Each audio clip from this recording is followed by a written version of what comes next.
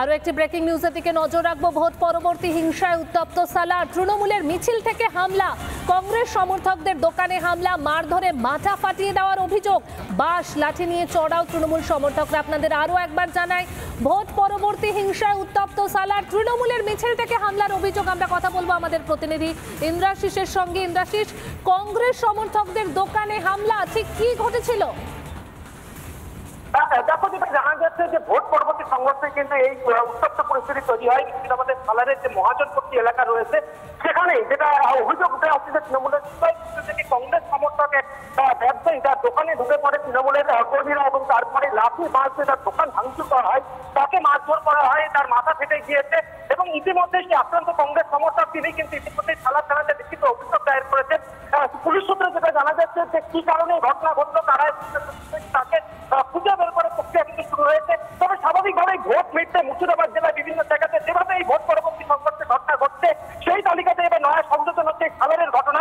সালারের মহাজনপট্টি এলাকায় সেখানেই তৃণমূল পক্ষ থেকে যে বিজয় মিছিল বার করা হয়েছিল সেই তৃণমূলের বিজয় মিছিল থেকে তৃণমূলের পতাকা হাতে নিয়ে বাঁশ লাঠি নিয়ে কার্যত চড়াও হয় এই কংগ্রেস কর্মী সমর্থকের দোকানে এবং তাকে তার দোকান ভাঙচুর করা হয়, তাকে মারধর করা হয় এবং তারপরে কিন্তু দুই পক্ষের মধ্যে একটা বচসা এবং মারামারি পরিস্থিতি তৈরি হয়।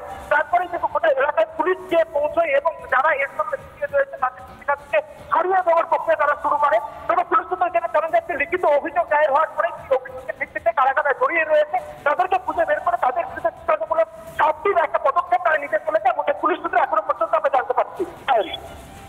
ধন্যবাদ ইন্দ্রাশিস। আমরা কথা বলছিলাম প্রতিনিধি ইন্দ্রাশিসের সঙ্গে। ভোট পরবর্তী হিংসার ছবি, দিকে দিকে সালারেও সেই একই ছবি।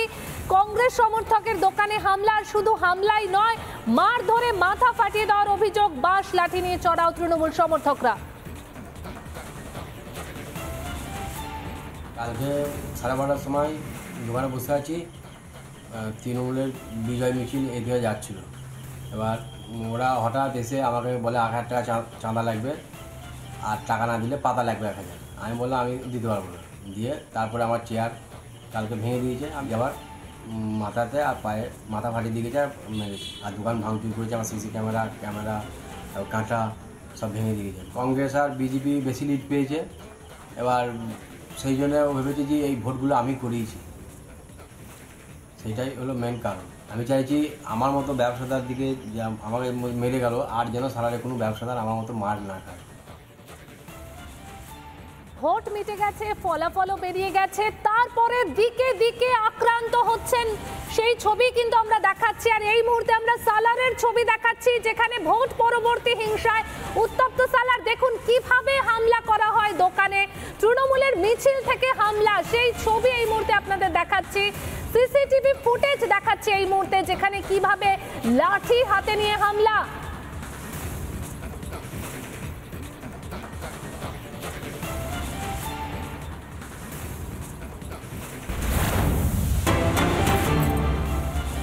আরও একটি গুরুত্বপূর্ণ খবরের দিকে নজর রাখবো। নিশীথের গড়ে বিজেপিতে ভাঙন, কোচবিহারে নিশীথের হার আর তারপরে নিশীথের গড়ে বিজেপিতে ভাঙন। ভেটাগুড়ি 2 নম্বর পঞ্চায়েত হাতছাড়া বিজেপির, তৃণমূলে যোগ উপপ্রধান সহ 9 জন।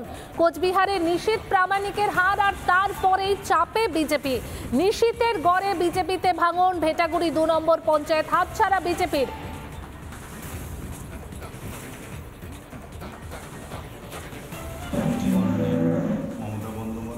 নেতৃত্বে রাজ্যের উন্নয়ন হয়েছে এবং দলের যেরকম একটা ভালো ফল হয়েছে আর কি, তাতে সকল জনগণই ওনার পক্ষে আছে।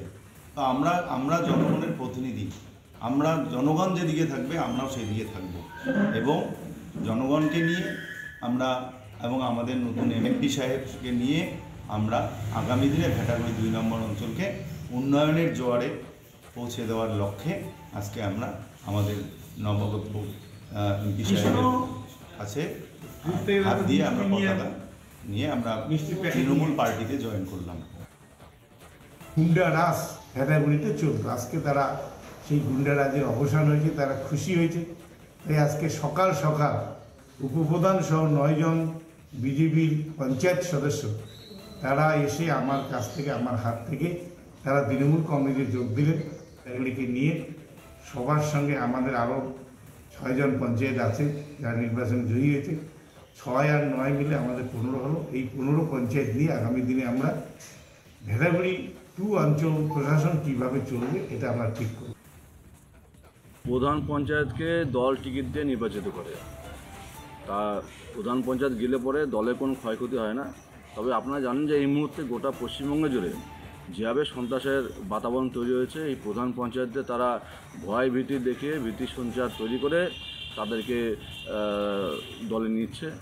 প্রতিকূল পরিস্থিতিতে অনেকে লড়াই করতে পারে না, কিন্তু দেখবেন আগামী দিনে আবার সেই অনুকূল পরিস্থিতি আসবে পশ্চিমবঙ্গে, আবার দেখবেন দল ঠিক। এই মুহূর্তে আরো একটি ব্রেকিং নিউজের দিকে নজর রাখছে। এনডিএর জয়ী প্রার্থীদের সঙ্গে সাক্ষাৎ অমিত শাহর। পুরনো সংসদ ভবনের সাক্ষাৎ, কিছুক্ষণের মধ্যেই শুরু হবে বৈঠক। এনডিএর জয়ী প্রার্থীদের সঙ্গে সাক্ষাৎ অমিত শাহর, পুরনো সংসদ ভবনের সাক্ষাতের পাশাপাশি আর কিছুক্ষণের মধ্যেই বৈঠক শুরু, অর্থাৎ বোঝাই যাচ্ছে যে দিল্লিতে আজকে চরম ব্যস্ততা। কারণ একদিকে আজকে সংসদ ভবনে এনডিএ জোটের বৈঠকের ডাক নরেন্দ্র মোদীর, তার আগে বিজেপি সাংসদ, মুখ্যমন্ত্রী, উপমুখ্যমন্ত্রীদের নিয়ে নরেন্দ্র মোদীর বৈঠক হতে চলেছে। আর বিকেলে রাষ্ট্রপতির কাছে সরকার গঠনের প্রস্তাব জানাবে এনডিএ। আর অন্যদিকে আমরা দেখতে পাচ্ছি যে অমিত শাহ তিনিও কিন্তু যেটা জানা যাচ্ছে যে আর কিছুক্ষণের মধ্যেই বৈঠক করতে চলেছেন।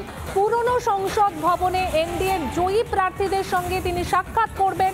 সাক্ষাতের পাশাপাশি পুরনো সংসদ ভবনে বৈঠক, অর্থাৎ বলাই যাচ্ছে যে আজকে দিল্লিতে একটার পর একটা বৈঠক, এবং প্রত্যেকটা বৈঠকই গুরুত্বপূর্ণ। কি উঠে আসে সেই বৈঠক থেকে, ঠিক কতটা বোঝাপড়া হচ্ছে।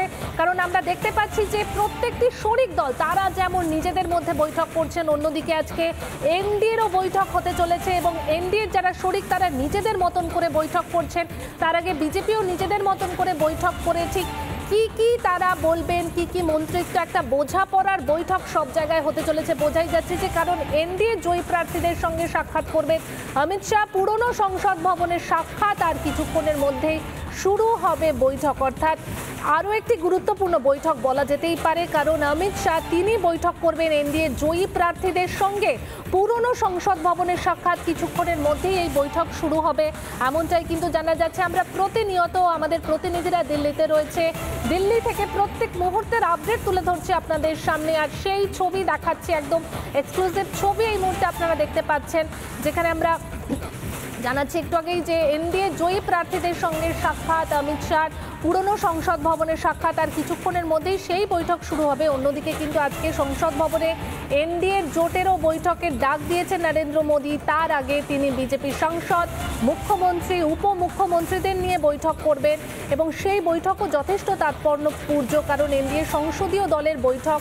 এবং তার আগে আরও একটা গুরুত্বপূর্ণ বিষয় যে জেডিইউ তারাও কিন্তু বৈঠক করছেন নিজেদের মতন করে, 12 জন নবনির্বাচিত সাংসদদের নিয়ে বৈঠক। তার পাশাপাশি আমরা যেমনটা জানতে পারছি যে টিডিপিও তাদের মতন করে বৈঠক করছে, এলজেপি তারাও তাদের সাংসদদের নিয়ে বৈঠক করছেন। অর্থাৎ প্রত্যেকে নিজেদের মতন করে কিন্তু একটা গুটি সাজিয়ে নিচ্ছেন যে বৈঠকে তারা ঠিক কী দাবি পেশ করবেন, ঠিক কিভাবে বৈঠকে তারা তাদের বক্তব্য পেশ করবেন বা কি করবেন।